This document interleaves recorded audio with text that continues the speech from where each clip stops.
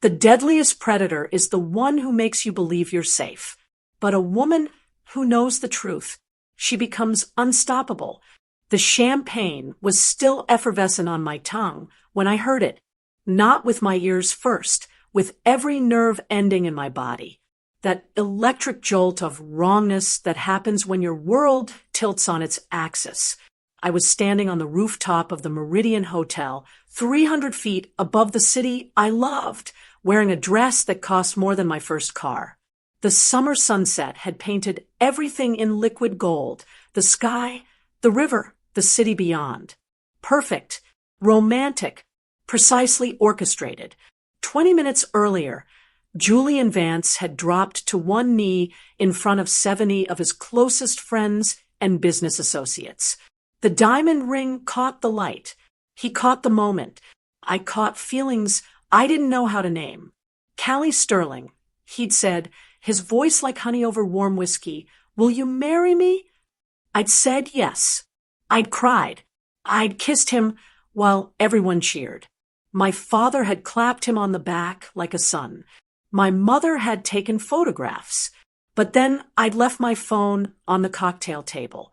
And when I'd walked back to retrieve it, hidden behind a towering potted palm that had probably cost more than my monthly rent, I heard my fiancé laugh. Not the soft, intimate laugh he reserved for me in the quiet hours. This was different. Cruel. Hungry. Did you see her face? Julian's voice cut through the ambient jazz like a blade through silk. She actually believes she's getting the house. The name. The whole fairy tale. Male laughter followed. Ugly laughter. The kind that makes your skin crawl. She's so delusional, Julian continued, and I could picture his expression. That smirk that I'd always found charming, that I now realized was pure predatory satisfaction. Genuinely thinks I'd actually marry her. My breath caught, froze, died in my lungs. The ring's costume jewelry, boys. Cubic zirconia. Cost me $80 on Amazon. More laughter. More cruelty. I just need her to keep signing those heritage preservation grants for another 6 months. Once the merger with the Bellamy Group closes, I'm out. I'm dumping her at the curb where I found her. The words didn't register at first. They were syllables, sounds, like hearing someone speak a language you'd studied but never truly understood. But what about the line of credit? This was a different voice. Someone I recognized, Marcus Chin, Julian's business partner. Against her grandfather's building? That's the beauty of it, Julian said, and I could hear the smile in his voice, the genuine delight in his own cleverness. I've already got her signature on everything, forged her name on the bigger transfers. By the time she figures it out, I'll be sipping pina coladas in the Caymans with Victoria. Victoria. The name landed like a punch. Is she still with Bellamy? Someone asked. For now, Julian said. But after we're married, Victoria and I are going to have a very intimate business arrangement. Callie won't see it coming. She's too busy being grateful that someone like me even looked at her. The laughter continued. They toasted. They celebrated the con of my lifetime. And I stood in the shadows, perfectly still, while my entire world rearranged itself into a shape I no longer recognized. I didn't cry. Not then. I stood there for 3 more minutes, watching my fiancé through the palm fronds like a nature documentary of the most dangerous predator on earth. I memorized the expression on his face, the pure, uncomplicated satisfaction of a man who believed he'd already won. The way he laughed, the way he casually discussed destroying me, the way one might discuss the weather. Then I did something that would have shocked the old Callie. The soft, trusting Callie who'd arrived on that rooftop 2 hours earlier. I took out my phone and started recording.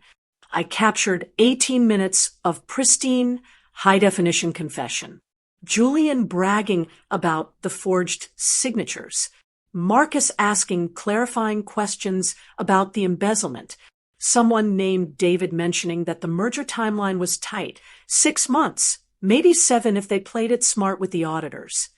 When they finally dispersed, moving back toward the party, I ended the recording. My hands were steady, shaking but steady. I looked down at the ring on my finger. Under the rooftop lights, it looked dazzling, brilliant. I'd been wearing cubic zirconia, a better quality costume piece than most people ever see, and I believed in it. I'd felt the weight of it. I'd already started planning a wedding that would never happen. I walked back to the party like a woman moving through honey. Everything was slow, distant. I saw my parents across the lounge, my mother still beaming with the reflected glory of my engagement. My father, usually reserved, was animated, talking to Julian's business associates about the future, about growth, about family. My father didn't have a son. He'd always wanted one. Julian had been playing that role since the day they met. Julian saw me approaching and wrapped an arm around my waist. He smelled like expensive cologne and champagne and lies. "There's my fiancé," he said, pressing a kiss to my temple. "We're so happy." I smiled. It felt like a mask made of ice. "Ecstatic," I said. He held me close, and I felt his heartbeat, steady, calm, utterly unburdened by guilt. A man so confident in his superiority that it had never occurred to him that I might be a threat. I would spend the next 90 days making him understand his mistake. The next morning, I woke at 5 a.m. in the penthouse I'd purchased, decorated, and paid for entirely. The one Julian had moved into with the ease of a man who believed he deserved everything. He was still asleep, his breathing deep and even. I watched him for exactly 4 minutes. I needed to know if I felt anything. Sadness, rage, betrayal. What I felt was clarity. Cold, crystalline clarity. I slipped out of bed, pulled on running clothes, and left a note saying I needed an early morning at the office. Julian didn't ask questions. He never did. The one advantage of being soft, people stopped paying attention to you. My firm, Sterling and Associates Architecture, occupied the top floor of a converted loft building in the Arts District. It was my grandfather's legacy. He'd built this company over 40 years, establishing it as one of the most respected architectural firms on the East Coast. Specialized in historic preservation, federal grant approvals, the kind of work that required impeccable credentials and perfect governance, the kind of work that was extremely easy to exploit if you had someone on the inside who trusted you. I hadn't been inside the office in 3 days. When I arrived that morning, everything was exactly as Julian had left it. His desk, which was nominally for business management, but which he gradually transformed into the nerve center of the operation, was organized with meticulous precision. I opened his computer. He'd taught me his password, so you understand the system better, baby. Stupidity masquerading as intimacy. What I found made my vision blur.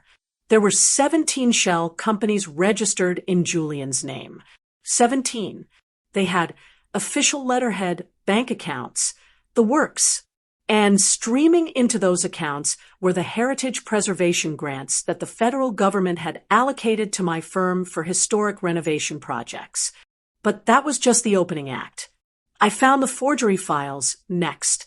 Scanned documents with my signature, some expertly replicated, some brazenly crude.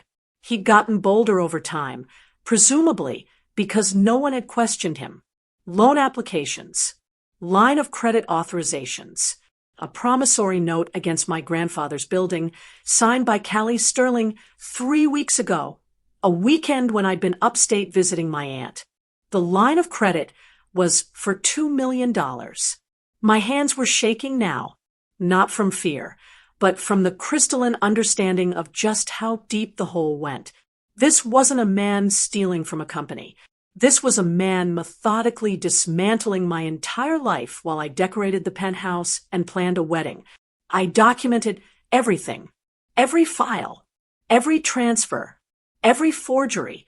I created a USB drive with copies and put it in my desk drawer, locked behind a key only I possessed. Then I called the one person I'd known since college who had the skills to make sense of this nightmare, Marcus Chen, a forensic accountant who'd left Julian's operation 2 years ago after creative differences. He wasn't difficult to reach. Some part of him had been waiting for this call. Marcus, I need to see you. Today. No one can know. Callie. His voice was careful. What happened? He's destroyed me, I said, and my voice didn't waver. But I'm not going to let him finish. We met at a cafe in the warehouse district, neutral territory, no cameras, the kind of place where a man and woman could sit in a back booth without drawing attention. Marcus looked exactly as he always had. Late 30s, meticulously dressed, with the careful eyes of someone who'd spent his life looking at the things other people tried to hide. I showed him the files. I watched his expression shift from concern to genuine alarm. Callie, this is... He took a breath, running a hand through his hair. This is 10 years in federal prison. Minimum. I know. He's committed identity fraud, wire fraud, embezzlement of federal funds, forgery. Marcus looked up at me, his eyes serious. And this is the part that concerns me most. He's been using you as the fall guy. If this comes to light before you're prepared, the authorities could charge you as his accomplice. My stomach turned. I'd suspected as much from the rooftop conversation, but hearing it articulated was different. Can you prove what he did? Show me everything, Marcus said.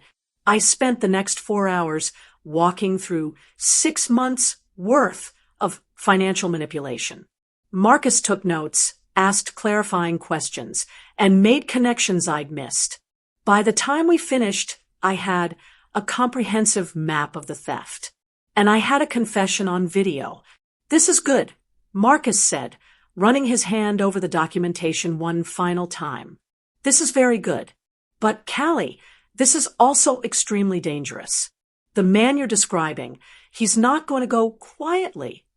I know, I said. That's why I need to do something first. What? I need to make sure the money doesn't actually transfer. And I need to make sure he thinks it does. Marcus looked at me for a long moment. You're going to trap him. I'm going to dismantle him. I corrected. But I need his arrogance to be perfect when I do it. Marcus. And I spent the next week constructing a financial labyrinth. First, I had Marcus create what he called a shadow account, a mirror of one of Julian's shell company accounts that looked to the casual observer like the real thing. Except this shadow account had a critical difference. Any deposits over $50,000 would be automatically flagged by the system as a high-risk transaction from federal funds and frozen immediately by the Department of Treasury. Julian wouldn't be able to access the money, but he'd see the balance. He'd see his $1.2 million sitting there, apparently safe and waiting. And he'd sleep peacefully believing it was real. Second, I had to play the role of the perfect, unsuspecting fiancé. On the 8th day after the rooftop, Julian told me we needed to finalize some grant paperwork. He was in a fantastic mood, humming while he made coffee, kissing me like he meant it, which was perhaps the most nauseating part. The city's being difficult about the heritage designations, he explained, spreading documents across our kitchen table. I need you to sign off on the final transfer. Then everything's locked in. We'll be set for life, baby. I looked at the documents. They were the real ones this time, the ones that would move the actual money. Of course, I said, my voice perfectly balanced between compliance and enthusiasm. Whatever we need to do. He kissed the top of my head. That's my girl. I signed every document, and as I did, Marcus was executing the final piece. He'd already arranged with the Treasury Department to flag the transaction the moment it hit the system. They'd freeze the account. Julian would see the deposit, and then, when he tried to access it, He'd discover that federal agents had been watching the whole time. But he wouldn't discover that until I wanted him to. 14 days before the engagement party, which Julian had booked at the Bellamy Country Club, the same venue where he'd planned to announce the merger, I followed him. He'd said he had a late business meeting. But the route he took wasn't toward the financial district. It was toward the waterfront, toward the expensive restaurants that lined the river like jewels in a crown. I parked 3 blocks away and walked, my heart moving at a steady, controlled pace. I bought a simple dark coat. My hair was pulled back. I looked like 1,000 other women in the city, invisible. The restaurant was called Perspective. He was already there, sitting at a table on the patio overlooking the water. And she was walking toward him. Victoria. I recognized her from a photograph I'd found on Julian's computer, labeled simply Bellamy Exec, long term. She was tall, blonde, impeccably dressed, the kind of woman who looked like she'd been designed in a lab to be exactly what a certain type of man desired. She sat across from him, and Julian took her hand. I found a position near the hostess stand where I could see and hear them, my phone positioned carefully in my jacket pocket. The timeline is tightening, Victoria said, and her voice was ice over velvet. Father wants the merger finalized within 6 months. He's impatient. Julian nodded. The grants are processing. Once I get Callie's signature on the final transfer, the money flows directly to our acquisition fund. She'll have no idea the heritage preservation money was ever rerouted. And when you leave her? A letter, Julian said with a smile. Tasteful. Suggests she was too emotional for the business world. Too unstable for marriage. By the time she understands what happened, I'll be fully integrated into the Bellamy structure, and she'll be too embarrassed to press charges. No one believes the jilted ex-fiancé, Victoria. That's the beauty of it. I felt something shift in my chest. Not anger. I was past anger. This was something colder. Something that burned with absolute purpose. Julian reached into his jacket and withdrew a small velvet box. My breath caught. Was he proposing to her too? But then the box opened, and a diamond necklace caught the light. Not costume jewelry this time. Real diamonds. Expensive. And paid for with grant money meant for the preservation of my grandfather's legacy. He fastened it around her neck, his hands gentle, his expression tender. The same tenderness he'd shown me 3 years ago when we met. To the merger, Victoria toasted, raising her glass. And to the end of the Callie era. I honestly can't believe you've kept that mouse on the hook this long. She's so grateful for the attention, so eager to please. She's useful, Julian interrupted. A useful idiot. The girl's got access to every federal contact in the preservation network. Once I own her company outright, those contacts become mine. With those connections and your father's money, we can control every significant renovation project on the East Coast. I recorded it all. The toast, the kiss, the casual cruelty of 2 people destroying someone without a second thought. When I walked away, I was already planning the engagement party. The next 72 hours were the busiest of my life. First, I called Mr. Gerald Henderson, the lead investor in the proposed merger. He was 84, still sharp as cut glass, and had been my grandfather's closest friend and business partner. Julian had told me Mr. Henderson was senile and impossible to deal with. This, I was beginning to realize, was code for someone who asks the right questions.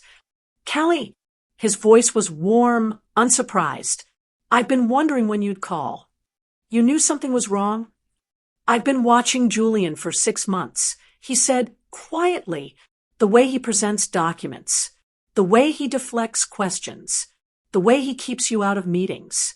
I asked your father about it, but he's been distracted. My father, of course. Julian had been playing that role brilliantly. "I need to show you something," I said.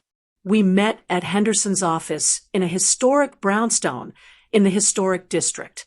The building was all mahogany and leather-bound books, the kind of place where old money lived quietly and did serious work.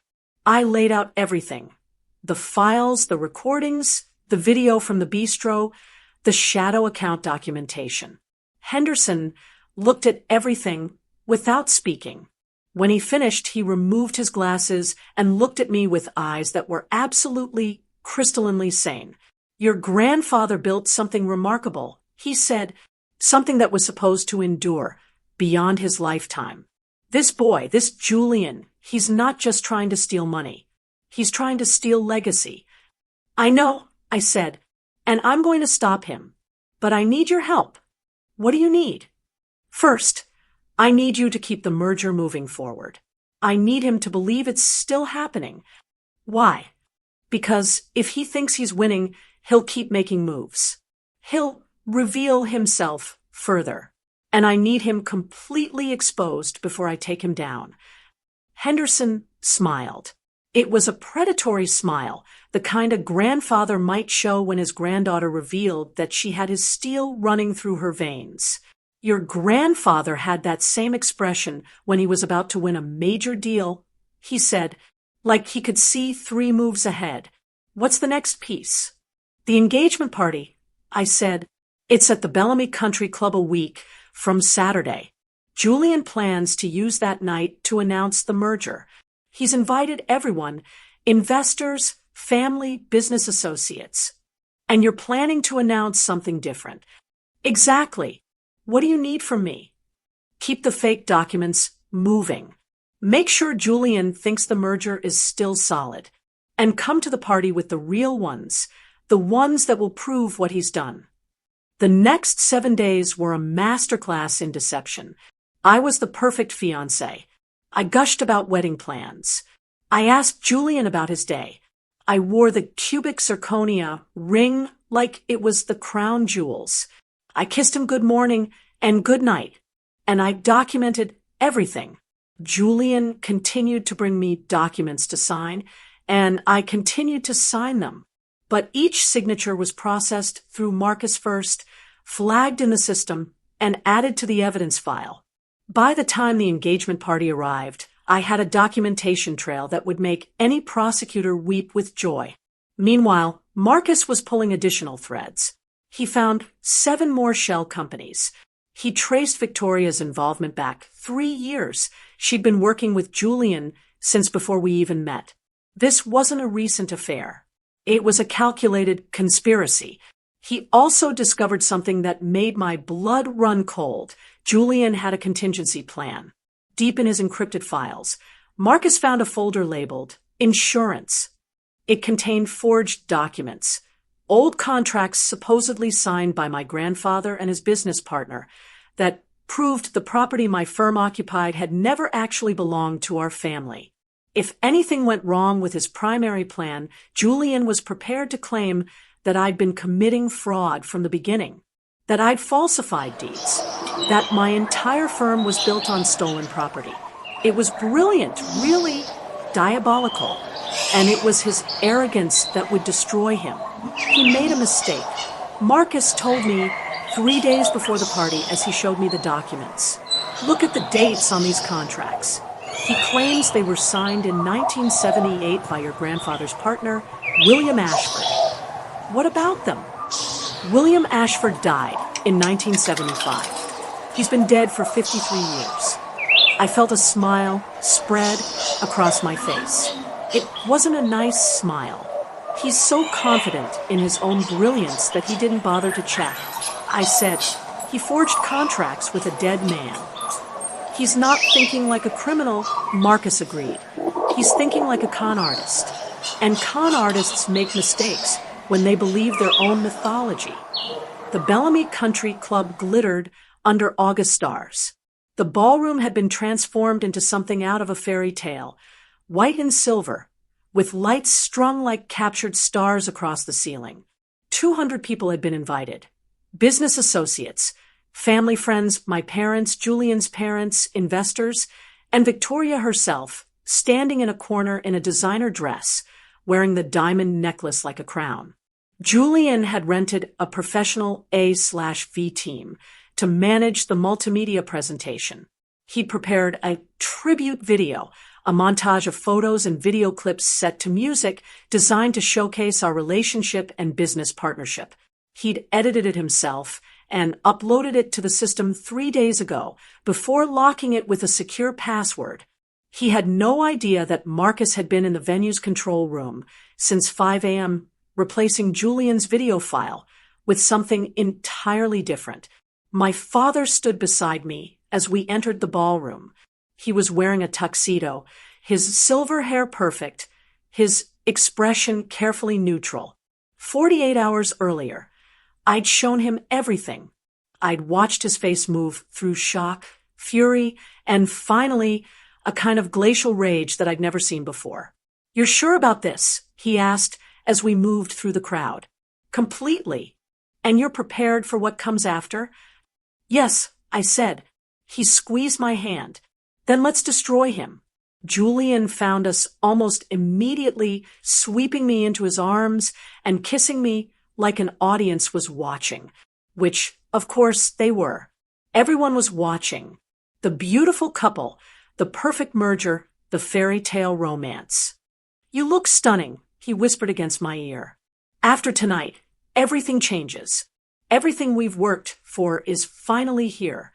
"I know," I said. "I can feel it." Around us, the party hummed with anticipation. Champagne flowed.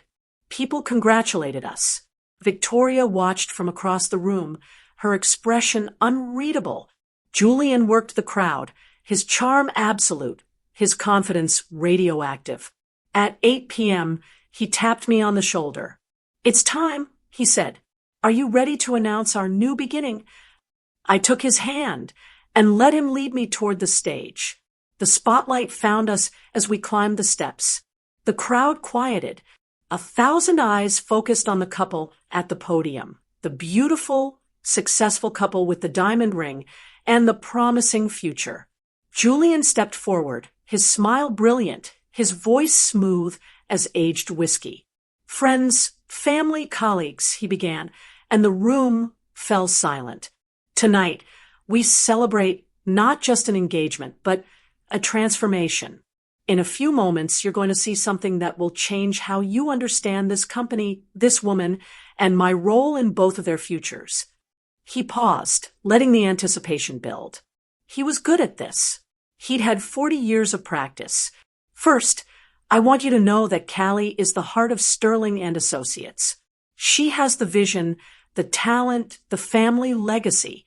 And what I've done, what I'm so proud to have done, is to build the infrastructure to support that vision. Together, we're not just a firm. We're an empire." People applauded. My mother was crying with pride. My father's expression was absolutely still. And now, Julian continued, "I want to show you the journey that brought us here.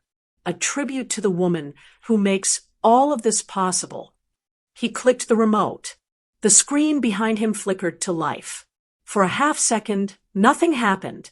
I watched his expression shift from confidence to confusion. Then the audio cut in crystal clear, projected across the ballroom's massive speaker system. "God, did you see her face? She actually thinks she's getting the house. The name. So delusional. Imagine thinking I'd really marry her. It's a costume jewelry ring, boys. I just need her to keep signing those business grants for another 6 months until the merger goes through. Then I'm dumping her at the curb where I found her." The collective gasp was physical, a wave of shock and horror that rippled through the room. Julian spun around, his face already turning pale, and his hand shot out for the remote. The screen didn't go dark. Instead, it shifted to the next clip. The bistro footage. Julian and Victoria intimate across the table. To the end of the Callie era, Victoria's voice rang out. "I can't believe you've kept that mouse on the hook this long. You're a genius, Julian. absolutely brilliant. She's useful, Julian's recorded voice responded. A useful idiot. Once the papers are finalized next month, I'm sending her a Dear John letter and moving into the penthouse with you. She won't even have enough money left for a lawyer. Julian's face had gone from pale to ash gray. He lunged for the control room, but the images just kept coming. The forged signatures appeared on screen in grotesque detail. The shell company financial records, the embezzlement documentation, the fake diamond necklace, highlighted in red for emphasis. Finally, a single image, a copy of the forged 1978 contract with the name William Ashford, deceased 1975, circled in bright red, and beneath it, in stark white letters on a black background, federal investigation underway. Chaos erupted. People were standing, filming on their phones, shouting. Victoria was moving toward the exit, her face drained of color.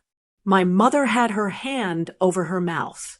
My father looked like he was about to step onto the stage and finish the job himself.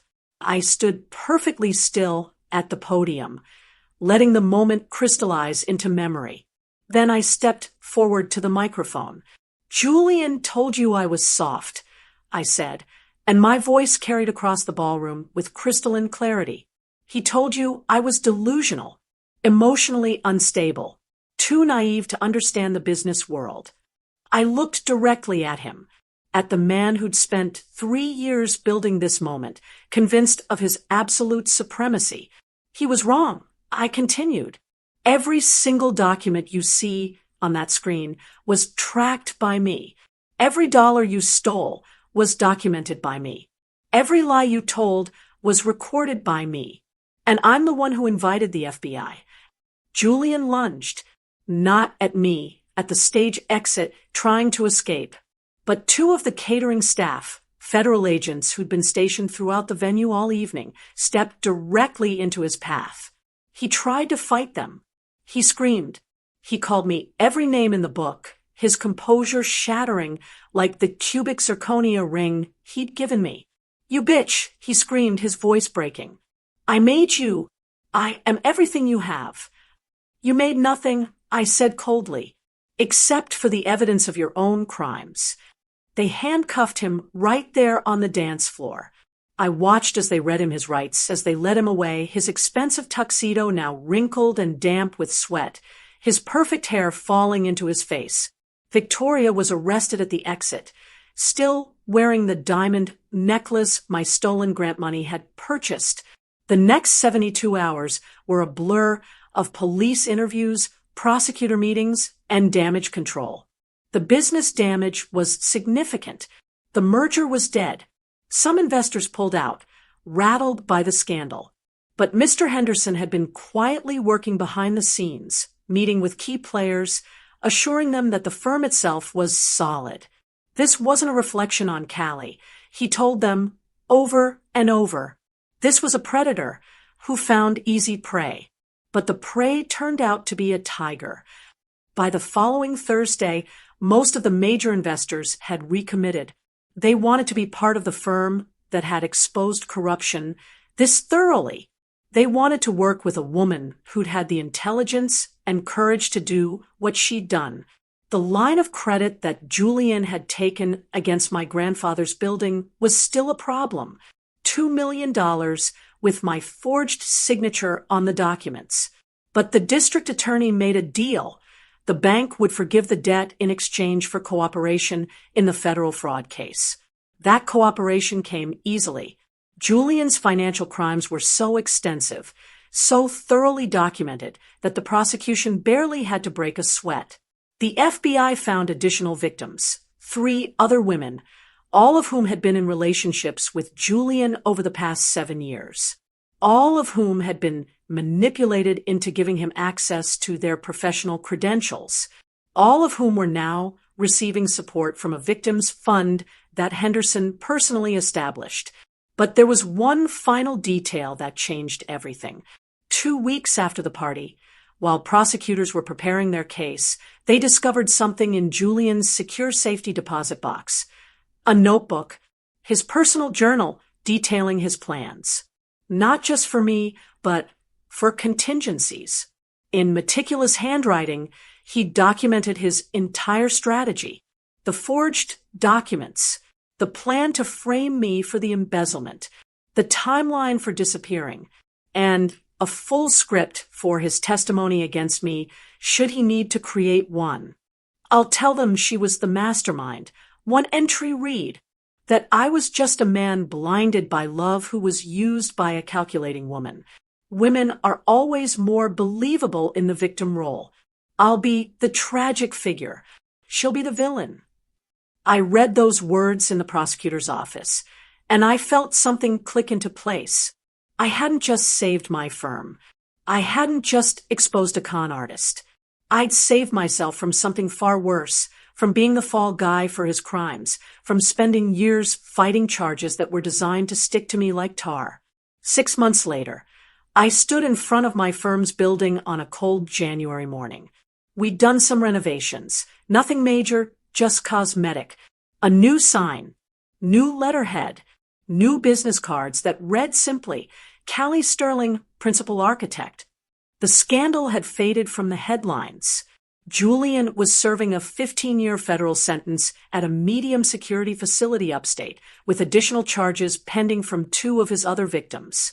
Victoria had taken a plea deal and was serving 5 years. The other woman involved in the conspiracy, Julian's administrative assistant, had cooperated and was testifying in exchange for immunity. My firm was thriving. The publicity, instead of destroying us, had made us legendary in architectural circles. Women's business organizations wanted to feature my story. Universities invited me to speak about entrepreneurship and recognizing manipulation. I'd become something I'd never intended. A symbol. "You did good work," Marcus said, appearing beside me as I stood looking at the sign. I'd hired him 6 months ago as our chief financial officer. Having someone I trusted managing the money had become non-negotiable. I agreed. But it came at a cost. What cost? I looked at him. The cost of knowing that I'm capable of that level of planning, of that ruthlessness. Part of me worries about what that means. Marcus smiled. "It means you're not soft. It means that when someone tries to break you, you break them back. That's not a weakness, Callie. That's strength. It doesn't feel like strength. It feels like something harder." "Maybe," he said, "but maybe hard is what you needed to become." The first major project to launch under my full leadership was the Waterfront District, a mixed-use development that would include residential spaces, commercial areas, and a public park designed around the historic buildings that line the riverfront. It was massive. It was exactly the kind of project my grandfather would have loved. I threw myself into the work with a focus that bordered on obsessive. I was in the office by 6 a.m. and didn't leave until 8 at night. I reviewed every blueprint, every specification, every contractor bid.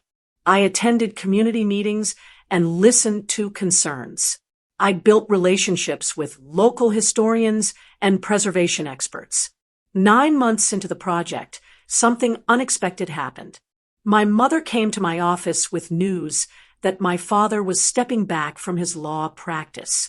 Not retiring, but transitioning.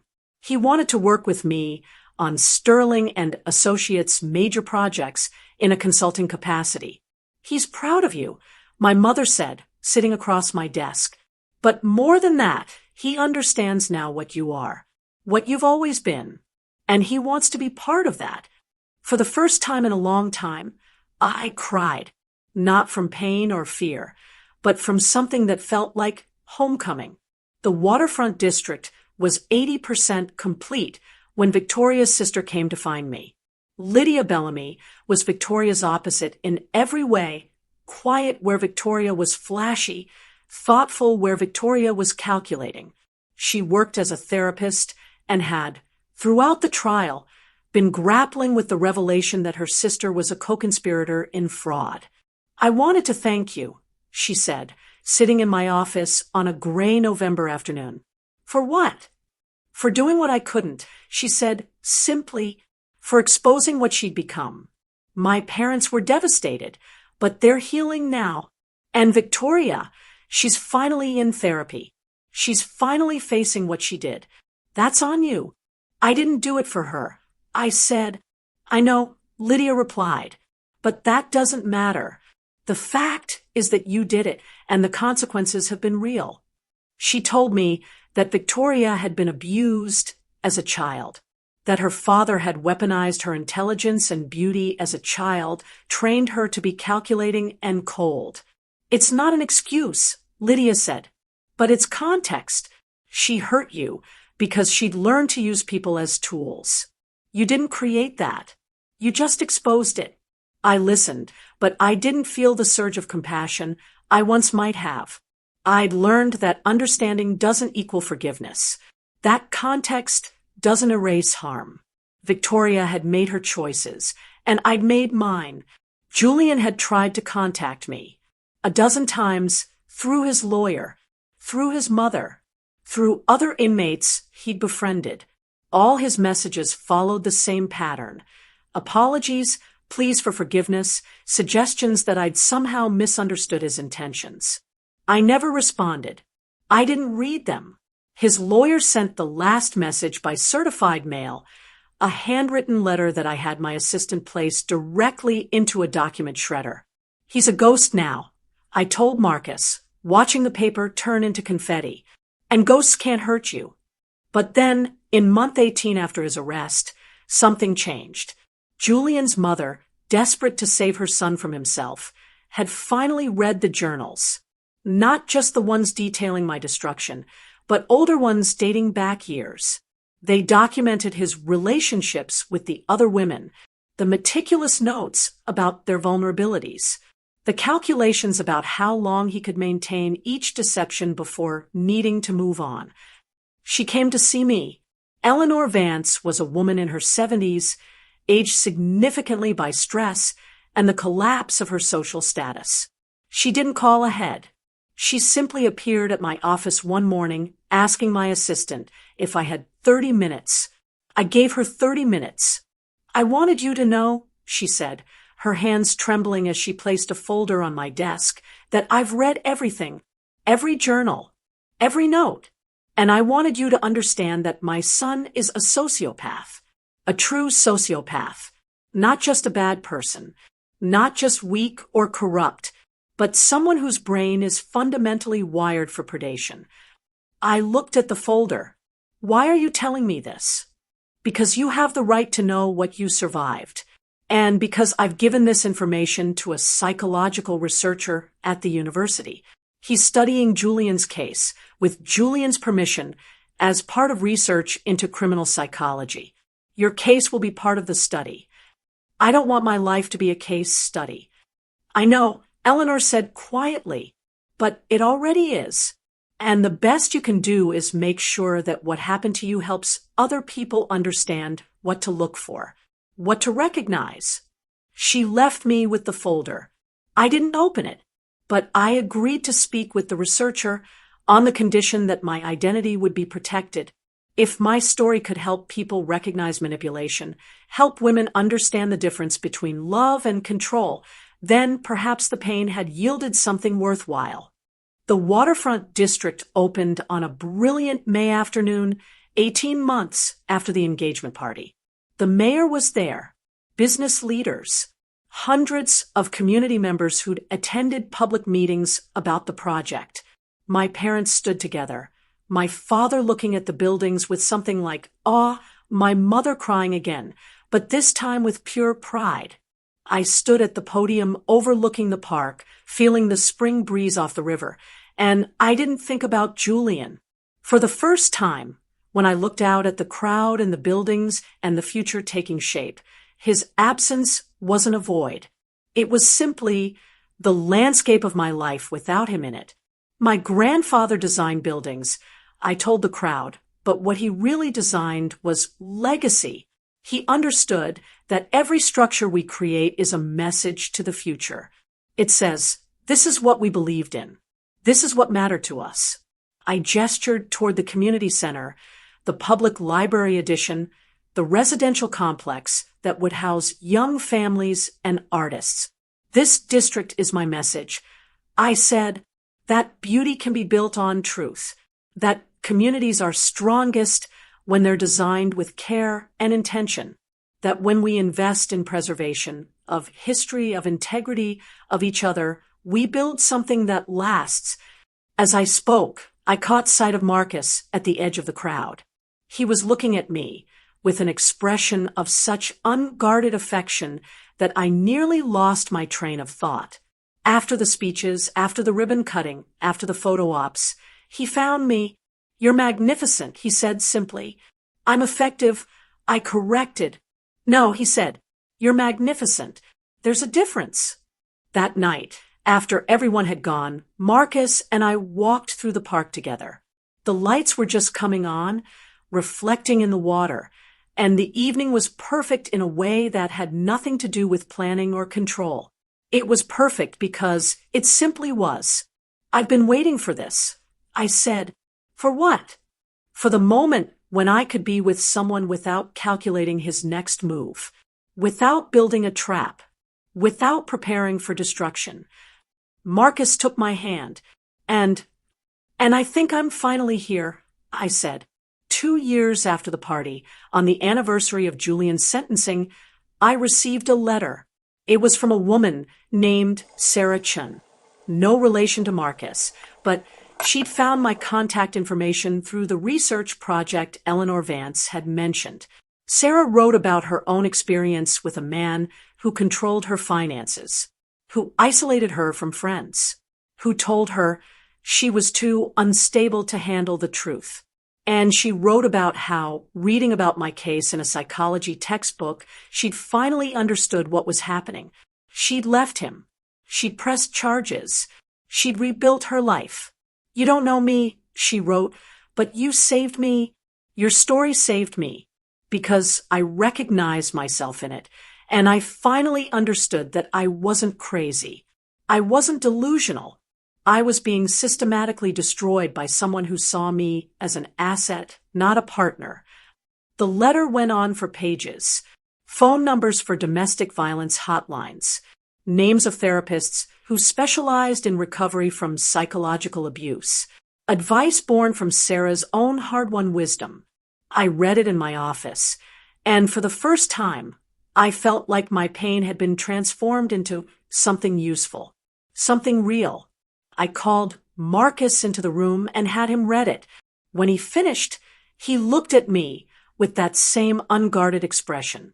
This is what you were meant to do, he said. What do you mean? Build something from the rubble.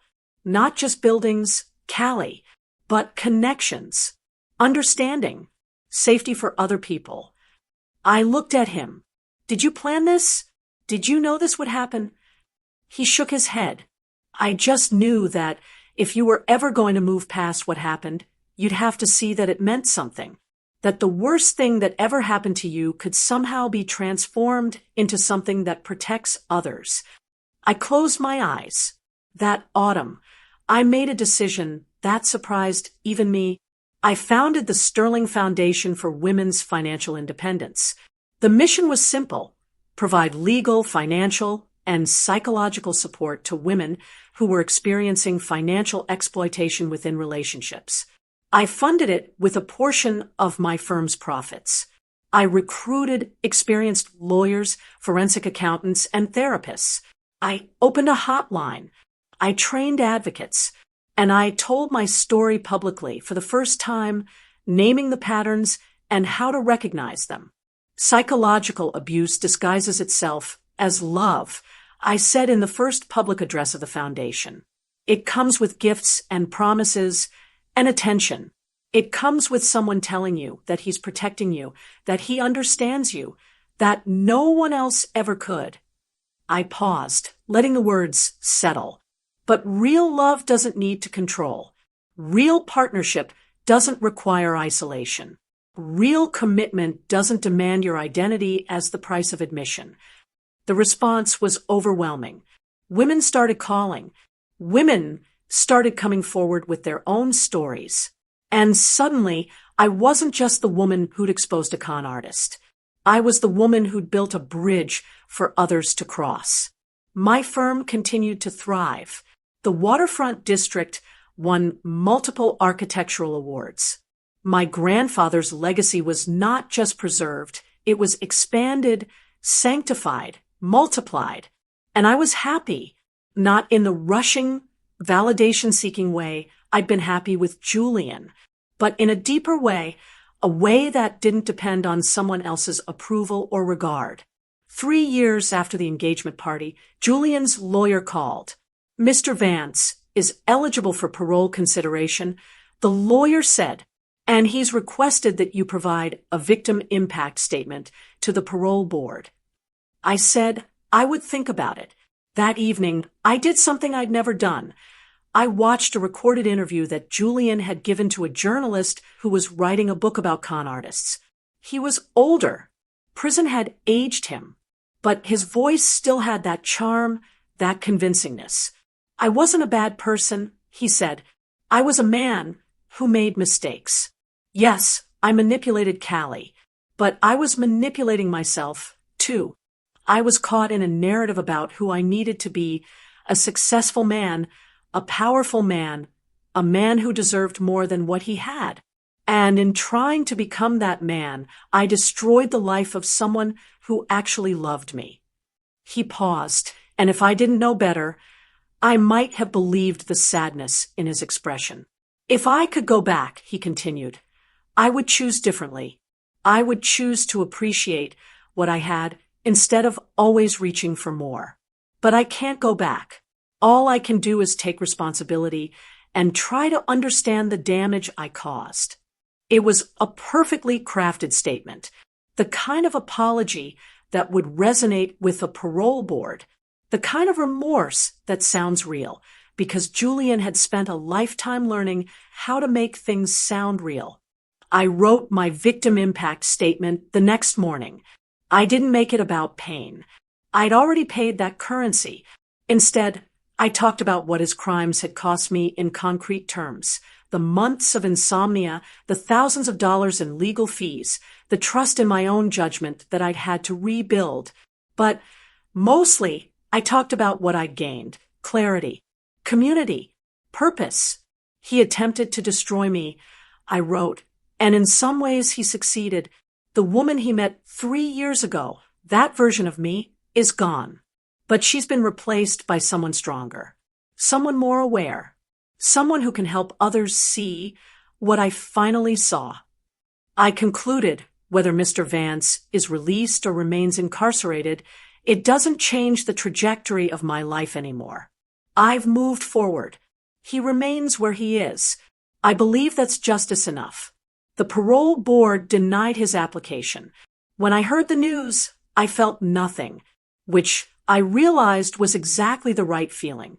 5 years after the engagement party, Sterling and Associates was one of the most respected architectural firms on the East Coast. We had 70 employees, a diverse portfolio, and more projects than we could accept. The Sterling Foundation had helped 216 women in its first 5 years of operation. Of those, 73 had successfully prosecuted their abusers. All of them had rebuilt their lives. I'd been invited to speak at the United Nations about women's financial security. I'd testified before Congress about the patterns of financial abuse. I'd been featured in major publications, not as a victim, but as a leader. On the anniversary of the engagement party, Marcus took me back to the Bellamy Country Club. I know what you're going to say, I told him as we stood in the ballroom, where it had all come to an end. And the answer is no. You don't know what I was going to ask. Yes, I do. I said, you're going to ask me to marry you. He smiled. And the answer is no. The answer is different. I said, the answer is, I love you more than I thought I could love anyone. I trust you more than I thought I could trust again. but I'm not going to marry anyone." He looked genuinely confused. "Why not?" "Because marriage is a structure," I said, "and I've spent the last 5 years learning that the most important structures in my life are the ones I design myself. I love you. I want to spend my life with you. But I want to do it on terms that I choose, not on terms that tradition dictates." He reached into his jacket anyway and pulled out a small velvet box. "Then let me give you this," he said, opening it to reveal not a ring, but 2 simple gold bands, identical, no diamonds, no hierarchy. "These are," he continued, "2 people choosing each other every single day, with no expectation of ownership, with no assumption of control, with the understanding that we're building something together, not that one of us owns the other." I looked at the bands, then at him. "Yes," I said, "yes to that." 10 years after the engagement party, I stood on the rooftop of a building that didn't exist back then. It was the top of the Sterling Center, a mixed-use building designed by my firm, built on the site of the old Bellamy Country Club, which had closed down after the scandal made it permanently toxic. The view was exactly the same as it had been from the Meridian Hotel. The river, the city spreading out below us, the sunset painting everything gold. But the woman standing here was completely different. I was stronger, not just physically, though I'd spent the last decade making sure my body could carry me through anything. I was stronger in the ways that mattered, in judgment, in boundaries, in the ability to see people clearly. My marriage to Marcus was 7 years old. We'd never exchanged vows in any formal sense, but we'd built a life together, a life where we checked in with each other, where we communicated, where we shared resources and decisions and dreams.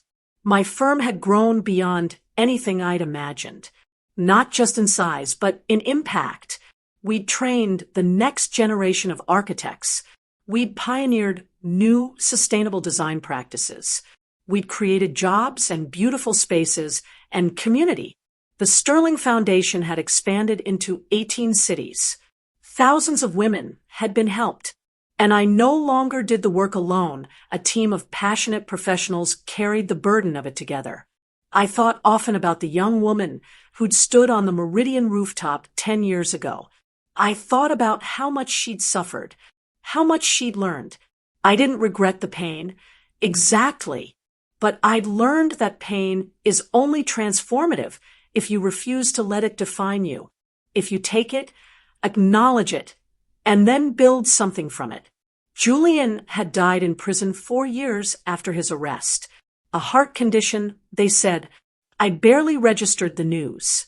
He'd become footnote in my life, the man who'd tried to break me and had instead become the catalyst for everything I'd become. Victoria had served her time and disappeared into anonymity. The other women Julian had harmed had gone on to build their own lives, some of them finding their way to my foundation, where I connected them with resources and community.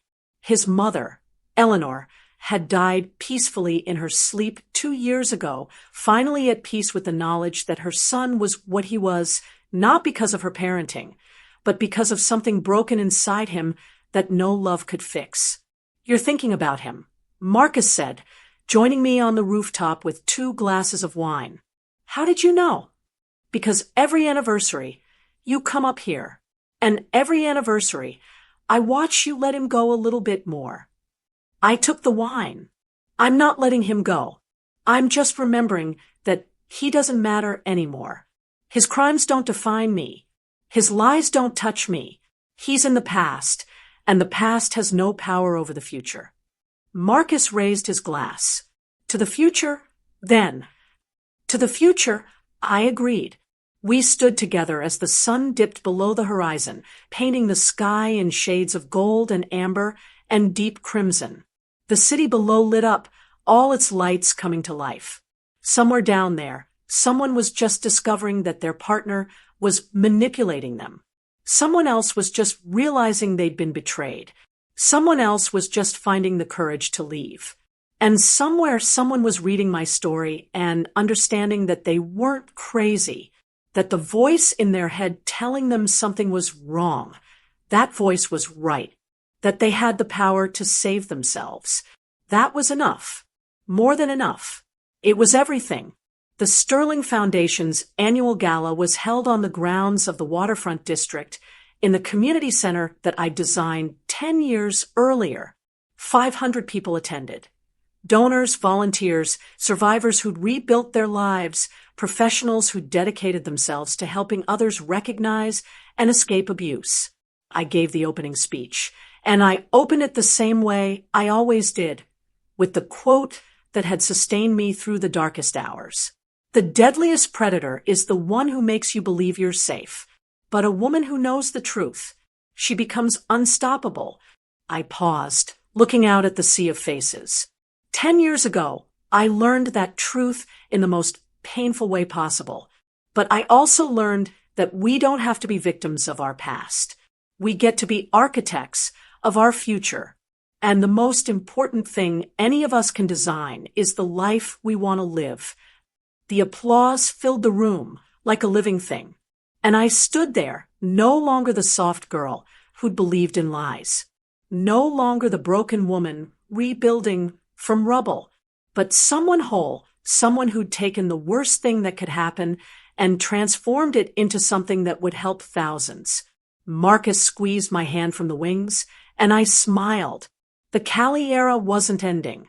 It was just reaching its prime. And I was finally completely whole.